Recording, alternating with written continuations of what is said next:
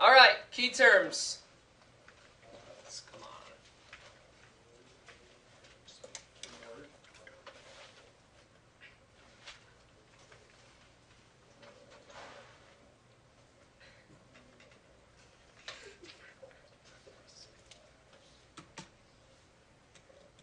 Be patient, I can edit this out next hour.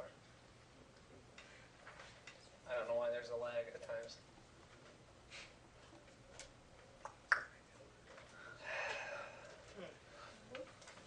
All the technology initiatives in the world, and they give you nothing to do. Press it again. Space bar.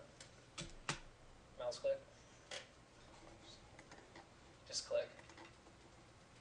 Okay, key terms. Number one, you'll read the definition, then give us the term. Student. An aggressive process of territorial expansion through the continent of Africa by European nations as titled by historians. New imperialism. New imperialism, very good. Next term, number two, please. Go ahead, student. Administrators from the imperial nation would send officials to run the government and oversee expansion. France uses to create French provinces. Imperial rule / direct. Imperial or direct rule, very good. Now one thing you got to remember to distinguish the two of these, direct rule, that country who is imperializing is directly in control. We're not using locals. That being said, next term, number three, please. Student, Mr. Hayes. Imperial nations would use the local ruler as their agent for governing the colony and encourage children of that region to receive an imperial education. Britain, indirect rule. Very good. Okay, again, the main difference, indirectly ruling, local rulers. The people who are already there, so for example, say our classroom's taken over by Mr. Fielders. Mr. Fielder would use me as the leader of this group, but I report to him under indirect rule.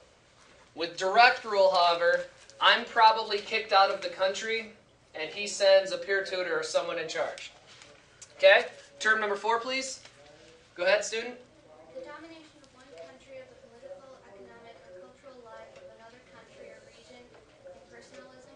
Imperialism, very good. Okay, now this is, usually we use heavy words to describe this, such as domination. Typically, you need to understand imperialism is seldom ever wanted by the people being controlled. There are benefits with it, such as protection and education and things of that nature, but it's usually, no one's ever just jumped in and seems, please come dominate and control and invade my country. We need this. Said no one ever. Okay? Next term, please. Miss McGee? Local rulers were left in place and no officials were sent to the new region. They were simply an extension of the imperial nation, not a possession. Costs much less than a colony. Protectorate. A protectorate. Very good. So example, we're looking at indirect rule here. Mr. Fielder comes in, guns blazing, invades and conquers. I'm left in charge. We all are a protectorate. Okay? We're still kind of our own country, but we report directly to him. Next term. Go ahead, student, up front. Imperial power claims exclusive control, investment, and trading rights to a region tend to be very large sphere of influence. Very good. Now, with a sphere of influence, we're typically looking at economic motives here. We don't necessarily want to instill our own rulers within the area. We're simply involved to make money and gather natural resources. So investment starts with an I, so does influence, equals economy. That's an easy way to understand that. Investment starts with an I, so does influence, thus it's an economic motive. Okay, next term please. Mr. Hayes? Governors, officials, and soldiers set up and expanded the imperial government to a new region, colony. Very good. You can be ruled directly is an easy way to match those two up. You can be ruled directly. Colony to direct. Okay? And then the final term, which is presented by the picture right here. Go ahead, student. A deadly artillery weapon that is similar to the main gun of the modern-day tank. Maxim gun. Excellent. Now, consider this. Here, European nations are utilizing this technology to go into tribal areas of Africa and Asia. How effective will be those local individuals, those indigenous peoples, how effective will they be at defending against this? Not at all. Not at all. So you need to understand this new imperialism can take place in a matter of 20 years, decades, okay? Because we have technology, and that's the most important idea with new imperialism. Write this down. Main idea. Okay, main idea. Technology equals power. So tech equals power. The example presented above. Tech equals power. If you're struggling to defend yourself with, say, very crude items such as a bow and arrow, a spear, wooden shield, it's not going to be happening for you very long. Okay? Motives. Economic interests. Why are imperial nations involved with economic interests? Ms. Donahue? So they want new markets of consumers, bankers want to invest profits, and manufacturers wanted natural resources. Absolutely. Okay?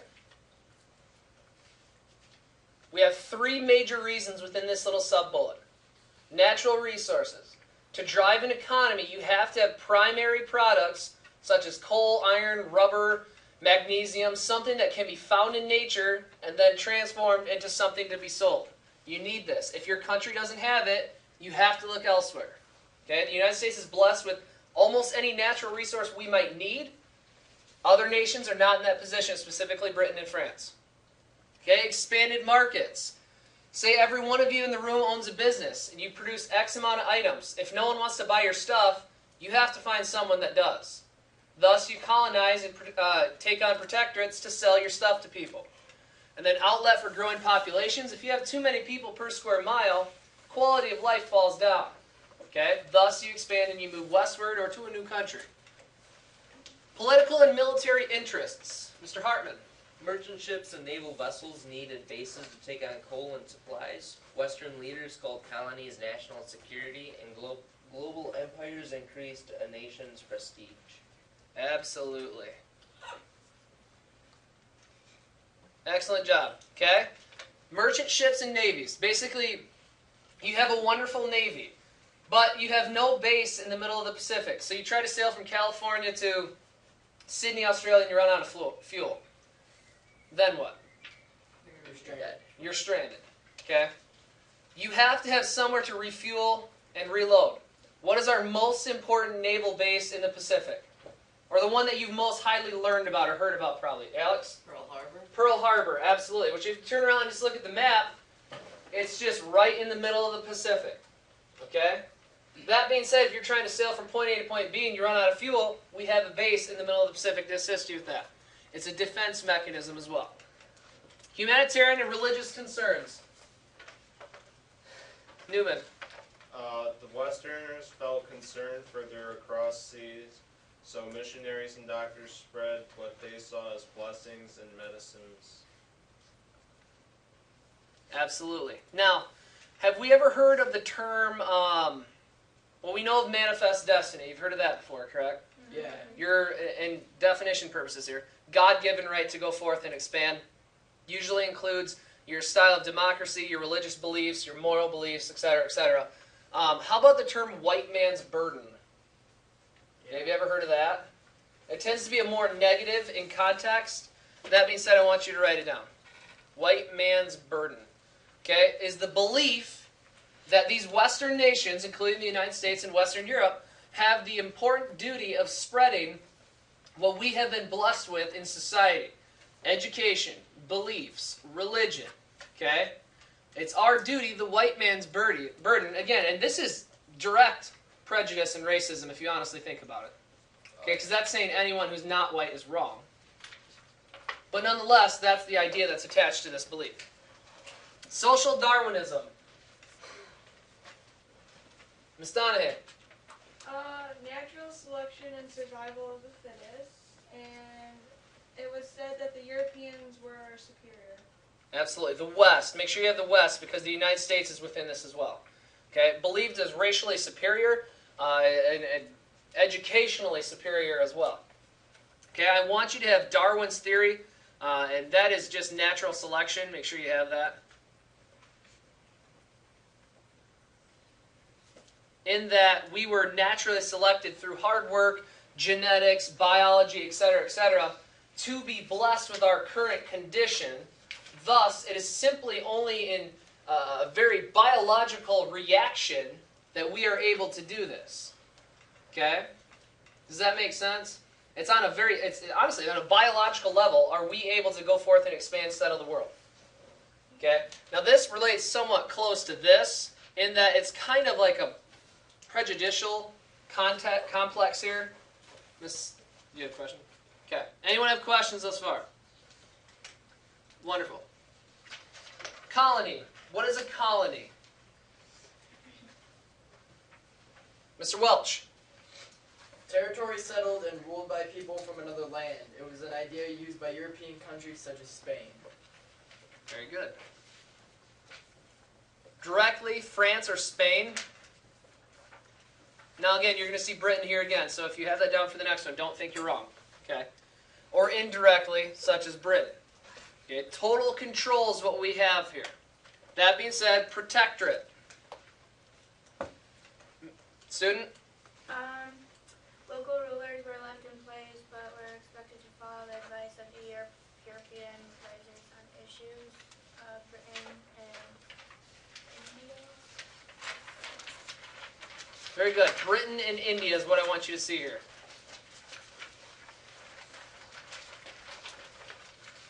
And we'll revisit that when we get a little bit further into history here, between World War I and World War II. Okay? Our final piece of organization here is sphere of influence. Mr. Welch? An area in which outside power claimed exclusive investment or trading privileges. European countries used that on China. Absolutely, and that's the example I wanted to have here. Put all of Europe, okay, on China. That's the perfect example here, and that's also going to include the United States when we look at the open door policy. Now remember, sphere of influence tends to be purely what? As far as why we're involved. Look back at your terms. Economy. Economic, very good.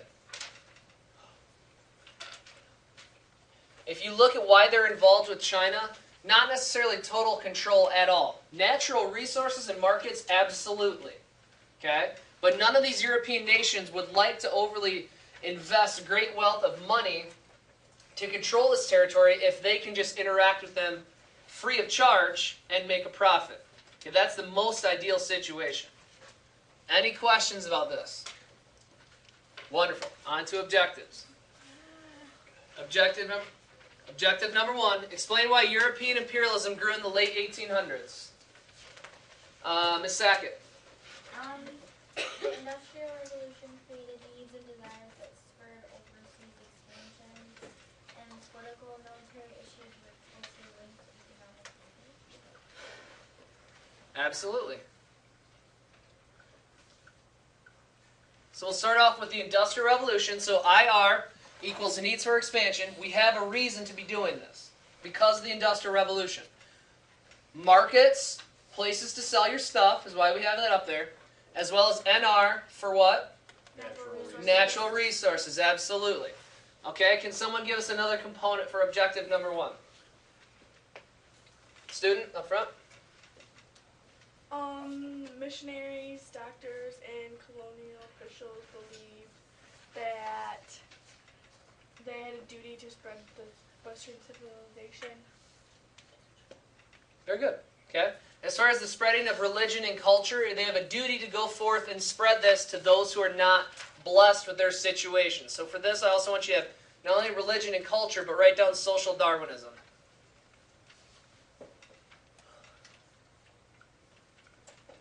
I gave you 3 letters considered social Darwinism between religion and culture. What were they? WMB. Which means? White man's burden. White man's burden. Excellent job. Okay, WMB, white man's burden. That's the idea behind this movement. Anything else we can have up here for objective number one? There is one more. We're sailing across the Pacific. Industrial Revolution created overseas expansion.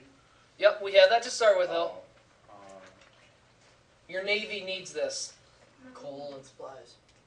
Where are you going to obtain that? Just in the middle of the ocean, though? like hard, Yeah. hard Naval bases. Naval bases and defense. Very good.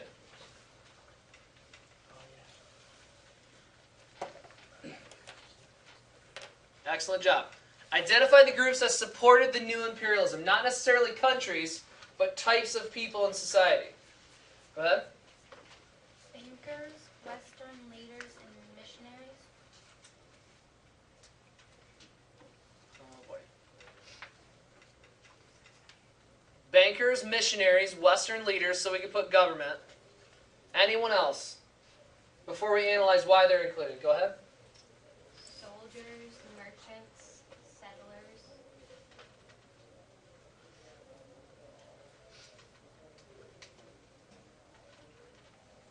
Okay, now for this, missionaries make sense because if you just look up to religion and culture, that's their duty to go forth and assist others who are not as blessed in their current situation. Why bankers? Go ahead. Spread wealth and like get resources and gold and stuff, and set up banks in the other colonies and stuff. Correct. How do banks make money? You guys familiar with this? Student in the back? Is it like them charging like extras? On what? On loans, absolutely. Whoever said it here. Interest on loans. That being said, if they give you a loan, student in the back, to go forth to a new colony and set up, purchase X amount of land and establish a factory there, they can make a profit off of you expanding westward. Does that make sense? So you need to have money or dollar sign because of loans. Okay? Missionaries make sense. Government makes sense.